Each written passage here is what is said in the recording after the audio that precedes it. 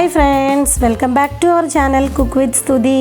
അപ്പോൾ ഇന്ന് നമുക്ക് കക്കയിറച്ചി വെച്ച് നല്ലൊരു കക്കയിറച്ചി ഫ്രൈ തയ്യാറാക്കാം. അപ്പോൾ എല്ലാവരും കക്കയൊക്കെ മേടിക്കുമ്പോൾ ഇതേപോലെ ഒന്ന് തയ്യാറാക്കി നോക്കുക. അപ്പം വീഡിയോ ഇഷ്ടമായിട്ടുണ്ടെങ്കിൽ ഒന്ന് ലൈക്ക് ചെയ്യുക, ഷെയർ ചെയ്യുക, കമൻറ്റ് ചെയ്യുക. അപ്പോൾ നമുക്ക് വേഗം തന്നെ റെസിപ്പിയിലേക്ക് പോകാം.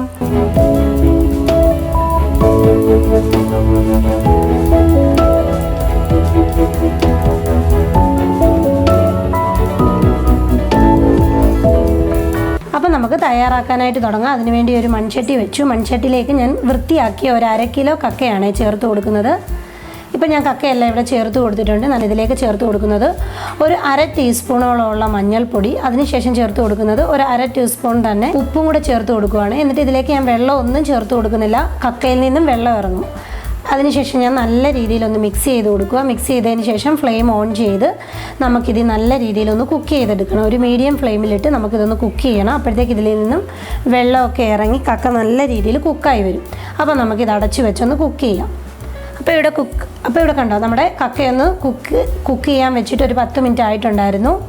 അപ്പോൾ ഇതിൻ്റെ അകത്ത് കണ്ടോ വെള്ളമൊക്കെ ഇറങ്ങി നല്ല രീതിയിലായിട്ടുണ്ട്. ഇനിയും ഈ വെള്ളമൊക്കെ ഒന്ന് വറ്റി ഒന്നും കൂടെ ഒന്ന് റെഡിയായി വരണം. നമ്മുടെ കക്ക നല്ല രീതിയിലൊന്ന് കുക്കായി വരണം. അപ്പോൾ വീണ്ടും നമുക്ക് അടച്ചു വെച്ച് ഇത് നല്ല രീതിയിലൊന്ന് കുക്ക് ചെയ്തെടുക്കാം.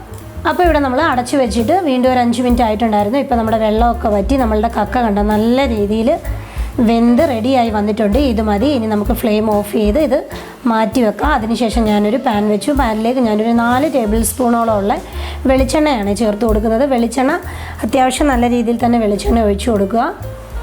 അതിനുശേഷം ഞാൻ ചേർത്ത് കൊടുക്കുന്നത് ഇതേപോലെ കട്ട് ചെയ്ത കോക്കനട്ടാണ്. അത് ചേർത്ത് കൊടുത്തതിന് ശേഷം നല്ല രീതിയിൽ ഇതൊന്ന് മൂപ്പിച്ച് ഒരു ബ്രൗൺ ഷെയ്ഡാക്കി എടുക്കണം ഈ കോക്കനട്ടെ. അപ്പോൾ ഇവിടെ നമ്മുടെ കോക്കനട്ട് കണ്ട നല്ലൊരു ഗോൾഡൻ ബ്രൗൺ ആയിട്ടുണ്ട്.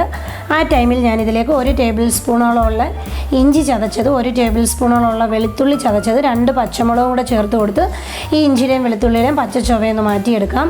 അപ്പോൾ ഇഞ്ചിയുടെയും വെളുത്തുള്ളിയുടെയും പച്ചച്ചുവയൊക്കെ ഒന്ന് മാറി വരുമ്പോൾ ഞാനൊരു 10-15 ചെറിയുള്ളി ഇതേപോലെ രണ്ടായിട്ടൊന്ന് കീറിയതാണ്, അത് ചേർത്ത് കൊടുത്ത് നമുക്ക് ഈ ചെറിയുള്ളി ഒന്ന് വഴറ്റിയെടുക്കാം. ചെറിയുള്ളി ഇതേപോലെ ഒന്ന് വഴണ്ട് കഴിയുമ്പോൾ നമുക്കിതിലേക്ക് ഞാൻ ചേർത്ത് കൊടുക്കുന്നത് ഒരു 3 ടീസ്പൂണോളം ഉള്ള കാശ്മീരി ചില്ലി പൗഡറാണ്. അത് ചേർത്ത് കൊടുത്തിട്ട് നമുക്ക് ഈ കാശ്മീരി ചില്ലി പൗഡറിൻ്റെ പച്ചമണം ഒന്ന് മാറ്റിയെടുക്കാമേ. അപ്പോൾ ഇവിടെ നമ്മുടെ പൊടിയുടെ ആ പച്ചമണമൊക്കെ ഒന്ന് മാറിക്കഴിയുമ്പോൾ ഞാനിതിലേക്ക് ഒരു 3/4 ടീസ്പൂണോളം ഉള്ള പെരുംജീരകമാണ്, വലിയ ജീരകം, അത് ചേർത്ത് കൊടുക്കുക. അതിനുശേഷം ഞാൻ ചേർത്ത് കൊടുക്കുന്നത് ഒരു 1.5 സവാള ഇതേപോലെ ഒന്ന് കട്ട് ചെയ്തെടുത്തതാണ്, അതുകൂടെ ചേർത്ത് കൊടുക്കാം.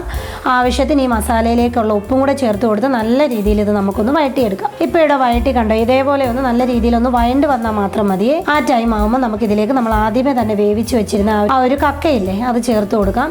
ചേർത്ത് കൊടുത്തതിന് ശേഷം ഇതെല്ലാം കൂടെ നല്ല രീതിയിൽ നമുക്ക് മിക്സ് ചെയ്തെടുക്കണം. അപ്പോൾ ഇവിടെ കണ്ടോ, നമ്മൾ കക്കയിട്ട് നല്ല രീതിയിൽ എല്ലാ മസാലയിൽ എല്ലാം കൂടെ നല്ല രീതിയിലൊന്ന് മിക്സ് ചെയ്തെടുത്തിട്ടുണ്ട്. ഇനി നമുക്കിത് അടച്ചൊന്നും വെക്കേണ്ട, തുറന്ന് വെച്ച് ഒരു മീഡിയം ഫ്ലെയിമിലിട്ട് വഴറ്റി നല്ലതുപോലെ നമുക്കിതൊന്ന് ഫ്രൈ ചെയ്തെടുക്കണം. അപ്പോൾ ഇവിടെ കണ്ടോ നല്ല രീതിയിൽ മൂപ്പിച്ച് കളറൊക്കെ കണ്ടോ നല്ല രീതിയിലൊന്ന് മാറി റെഡിയായി വന്നിട്ടുണ്ട്. ആ ടൈമിലേക്ക് ഞാനിതിലേക്ക് ചേർത്ത് കൊടുക്കുന്നത് 1 ടീസ്പൂണോളമുള്ള പെപ്പർ പൊടിച്ചതും, അതേപോലെ തന്നെ ഒരു 1/4 ടീസ്പൂണിനും താഴെ ഗരം മസാലയും കുറച്ച് ഫ്രഷ് ആയിട്ടുള്ള കറിവേപ്പിലയും കൂടെ ഇട്ട് കൊടുക്കുക. എന്നിട്ട് നല്ല രീതിയിലൊന്ന് മിക്സ് ചെയ്ത് നമുക്ക് ഫ്ലെയിം ഓഫ് ചെയ്യുക. അപ്പം നമ്മളുടെ ടേസ്റ്റി ആയിട്ടുള്ള കക്ക ഫ്രൈ ഇവിടെ റെഡി ആയിട്ടുണ്ട്. അപ്പോൾ എല്ലാവരും കക്കയൊക്കെ മേടിക്കുമ്പോൾ ഇതേപോലെ ഒന്ന് ഉണ്ടാക്കി നോക്കണം. നമ്മളുടെ ചപ്പാത്തി, ചോറ്, കപ്പ എല്ലാത്തിൻ്റെയും കൂടെ ഒരു അടിപൊളി ടേസ്റ്റി ആയിട്ടുള്ള ഒരു കക്ക ഫ്രൈ ആണ്. അപ്പോൾ എല്ലാവരും ട്രൈ ചെയ്ത് നോക്കുക.